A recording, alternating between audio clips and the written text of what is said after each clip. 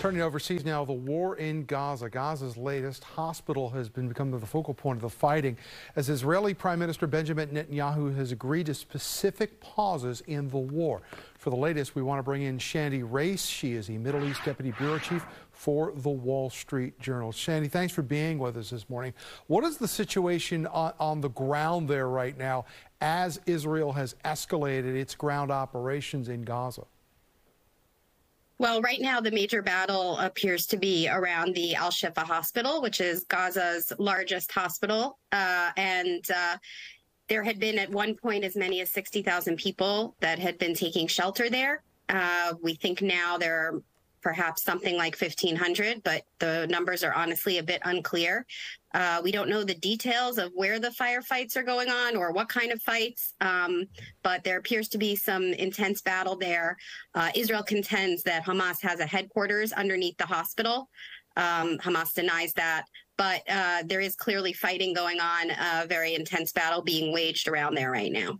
So when we hear these reports about, firefights around hospitals or even some military actions around refugee camps, is Hamas inserting themselves at those locations because they know that they're surrounded by civilians? I think that there's probably two different interpretations of it. I mean, yes, Israel would absolutely say that Hamas is using civilians as human shields, and there's certainly a lot of evidence for that. The other way to potentially look at it is that Gaza is a very densely populated area, and so there isn't like a ton of free space to fight from. But no, I mean, absolutely, Hamas is fully embedded within the civilian population throughout Gaza, and the IDF the Israel Defense Forces, has routinely showed entrances to their tunnels underground and children's bedrooms. We've seen, kindergartens and schools where there have been weapons stored. And so Hamas, continues to deny that they do that, but there is ample evidence that they do hide within the civilian population, and that they are within the hospitals.